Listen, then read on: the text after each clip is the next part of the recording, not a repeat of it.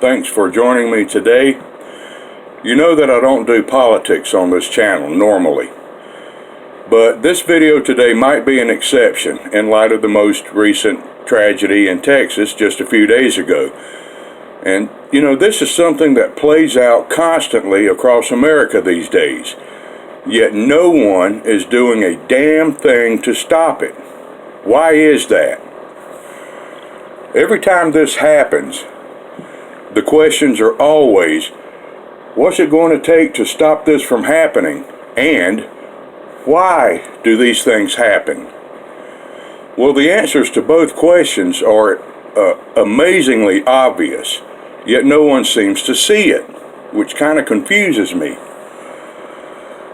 Now, I know that only a handful of people ever watch my videos, and that's okay. It's probably due because, you know, they aren't really entertaining enough or tactical enough or whatever. I don't know. But, you know, so I'm confident that this little video right here will never reach the people who can actually help eliminate these tragedies. But I'd like to have my points on record anyway, because two of my previous videos have already proven some of these points. Remember the two-part series I did on the decline of police competence just a little over a month ago? Well, the major blunders made by police just a few days ago in this latest horrific incident kind of proves that point. But first, let's get into this gun control shit. Let's get this out of the way, okay? Listen. No gun control measure has ever worked in this country.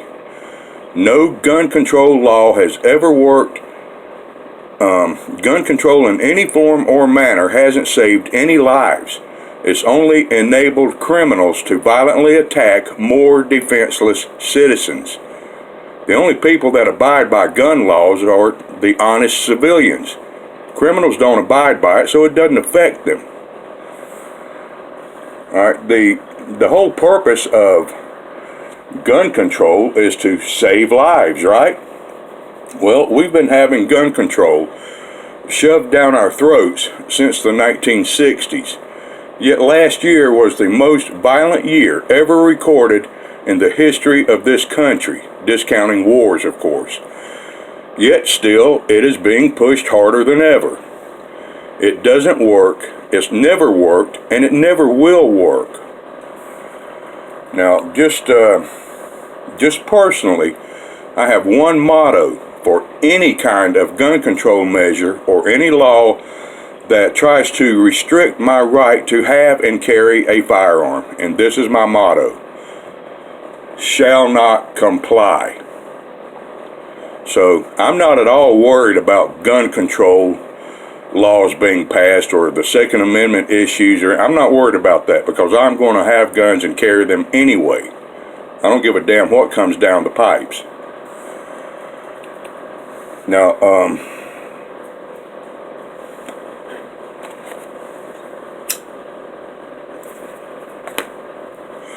instead of politicians using these tragedies to promote their political agendas, why don't we take a common sense approach in actually protecting these kids and solving this recurring nightmare?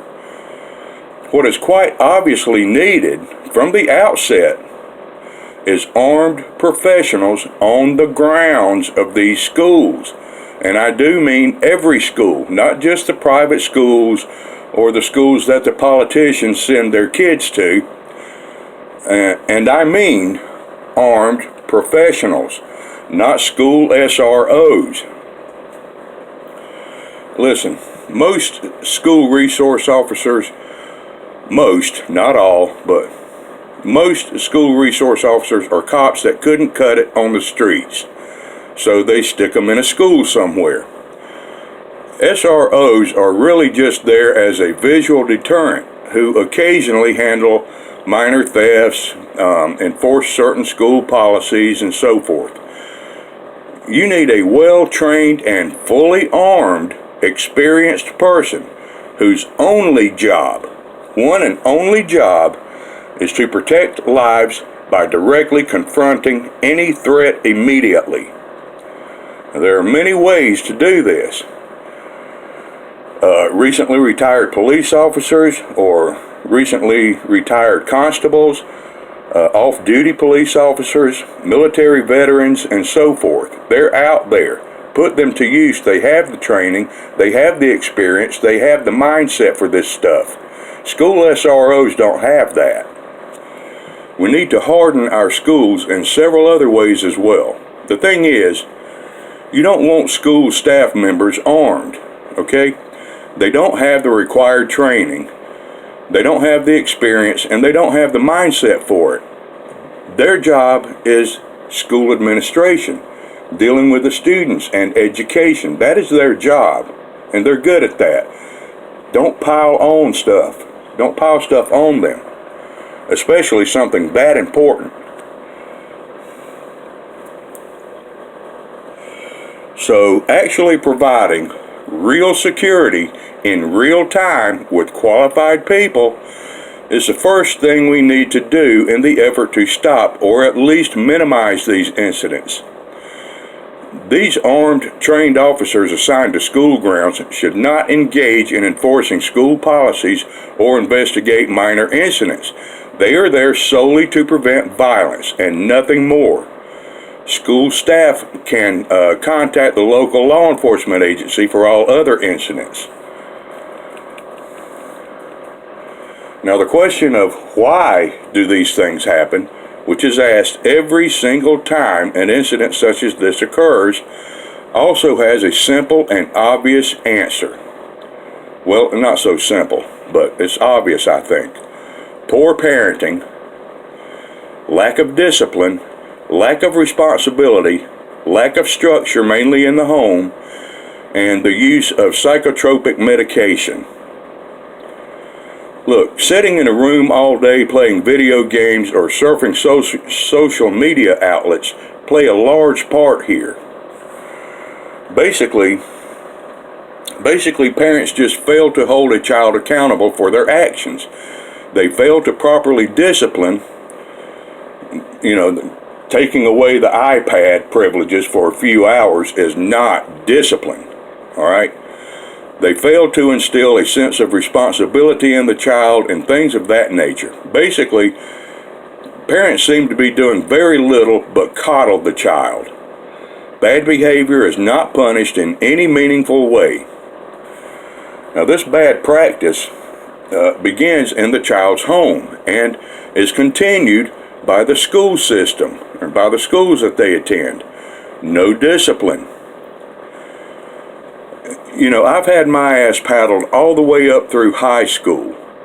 But these days, a teacher can't even raise their voice at these precious little darling students without getting fired, sued, and jailed because our society has decided to take a soft hand approach these days. We see where that has led us over the last 30 years. Parents refuse to discipline their children, which leaves the schools to discipline them, which is not their job, but they're going to have to instill discipline. Schools are going to have some sort of discipline built in their system anyway. But they fail at this also. So the cops become the next stepping stone, except administering discipline to wayward kids is not a cop's job.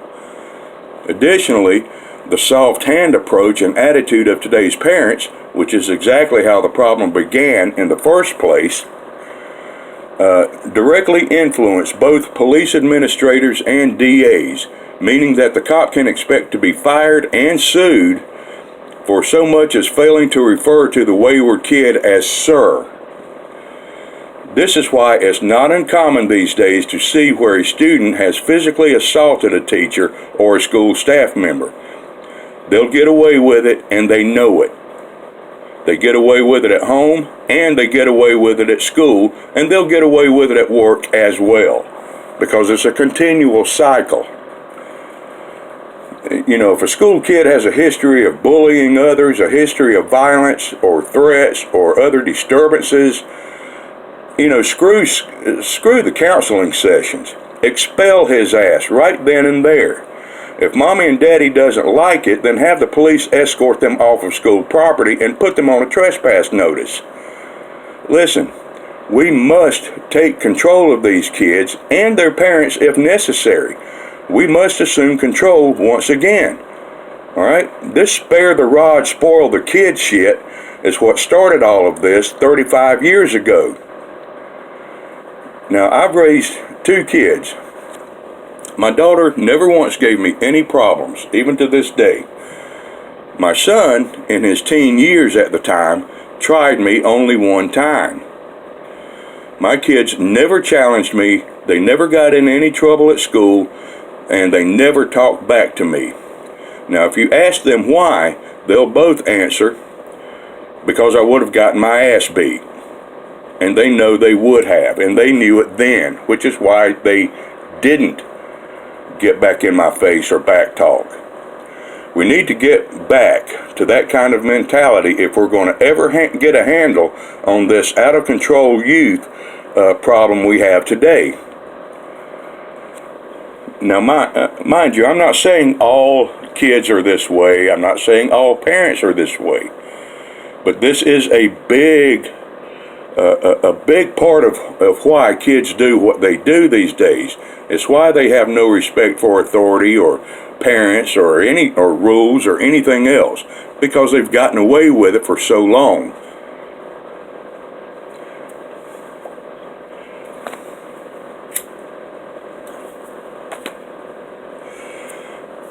Look, how many mass shootings happened before 1982? How many of those happened in schools? Well, I can think of only one, and that happened in 1966 at the University of Texas. Americans have owned guns since before the Second Amendment was ever ratified, yet we never have had any mass shootings until 1982. Why is that? And within the past 10 years, we've had no less than 73 mass shootings. And we aren't even halfway through 2022 yet. So what's the cause of this? It can't be the availability of guns, since guns have been available long before any mass shootings began to happen. No, guns have nothing to do with this. What has happened is that we, as parents, teachers, bosses, and cops, have relinquished control. We've stopped holding kids accountable for their actions. We have coddled them. We have cuddled them.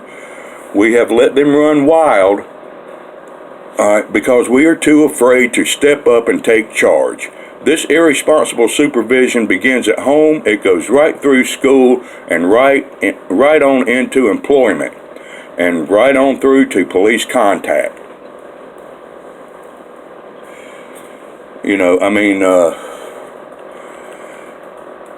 We screw their minds up at a young age by trying to teach them that socialism is good, conservatism is bad. You can decide to be a male or a female any day of the week, whatever. We teach them how to be racist through the CRT stuff. We teach them that it's wrong to have pride in your country. Parents should be teaching their kids things such as anger management, conflict resolution, social interaction, manners, and things of that nature instead of teachers. And teachers should stick to teaching history, math, English, science, and so forth. Look, teachers are already overwhelmed with just trying to teach these basics, so let's not add to their work and get teachers to be teaching our children things that the parents ought to be teaching them. Another key factor in these murderous rampages involves psychotropic medication use. Go back and examine each of the bad actors of these horrific instances, and you'll see that the great majority of them were on some sort of psychotropic drug for mental issues. Now, instead of receiving the therapy and counseling that they needed, it was easier and more lucrative for the pharmaceutical companies, of which most doctors have a large investment in. It was more simple and easier to simply sell them a steady supply of drugs. So to answer the question of how do we stop this, I think it starts by hardening security at our schools, and that includes employing well-armed, highly trained ex-cops or veterans who are to remain on school property at all times during the school hours and who has only one job to do. An SRO is simply not going to cut it. The second part is more complex and lengthy, and it involves parents and schools taking a different approach to raising a child and dealing with a child outside of the home, such as schools. We have to go back 35 years to the days when parents actually spanked their kids for misbehaving. We must spend time with those kids and children and guide them and teach them about responsibility instead of simply giving them a PlayStation to play on constantly for the next 10 years so he won't be bothering you while you're on TikTok. All right. Schools need to start expelling bullies, troublemakers, and those that disrupt the learning process.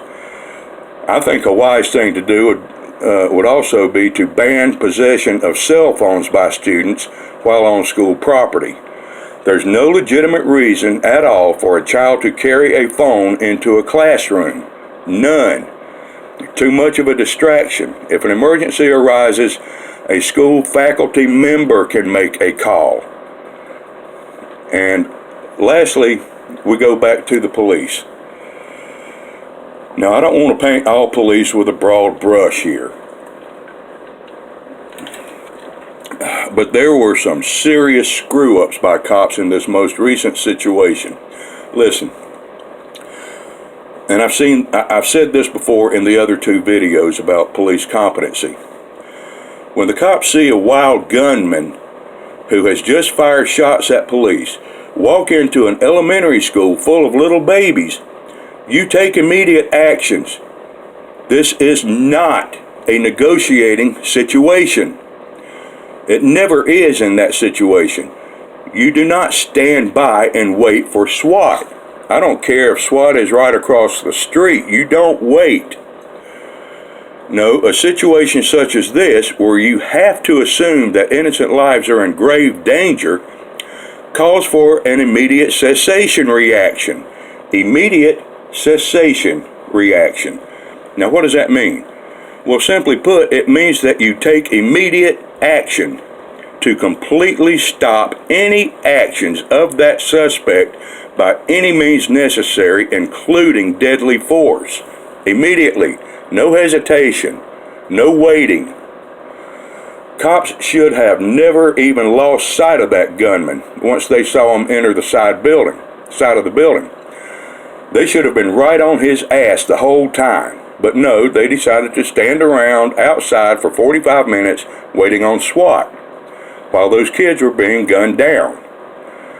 Now, one guy said the cops shouldn't be blamed because they were just following orders from the incident commander. Well, I emphatically disagree.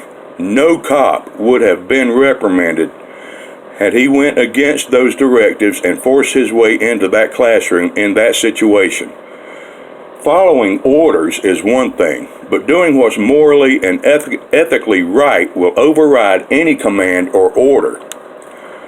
Additionally, I've never had much faith in any ranking commanders within a police agency anyway. In law enforcement, most promotions are not merit-based at all. It's not based on merit. Most are based on internal politics, especially when higher rank promotions come around. It's based on who you know, not what you know. Believe me. So an officer can be a complete screw-up, but get promoted to, say, the rank of captain very easily just by internal politics alone. Rank does not equate to competency. Now, the incident commander said he thought the scene had transitioned from an active shooter into a barricaded gunman situation, which is why he gave the order to wait for SWAT. But as I said earlier, when there is a murderous gunman inside a school full of kids, it doesn't matter what you call the incident. The response should always be the same. Immediate cessation. breach and neutralize. In other words, bust in and put him down like the sick animal he is. Yeah, it's ugly and it's dirty, but it's the only way to do it, and it's the right thing to do. So, fellas, I just wanted to record and document my thoughts and opinions on this tragic matter, because it'll keep happening until we finally decide to do something. We shouldn't be asking why it happens or how to stop it. The answers to those questions should be obvious, and I just explained them. Now, I tried to tell the law enforcement community about the incompetence level of cops today and how to begin improving it in 2 videos that I released just a month ago. And this recent event in Texas is just another example of that. So perhaps someone will see this video and get a clue as to how to proceed with protecting our children better. Now listen, I don't pretend to have all the answers, alright? But, you know, I'm not hearing any other decent answers or ideas coming from anybody else. So, I'm on record now. But anyway, fellas, listen, thanks for watching this. I'm Antonius, and, you know, brothers, I'm only shooting it straight. Ciao.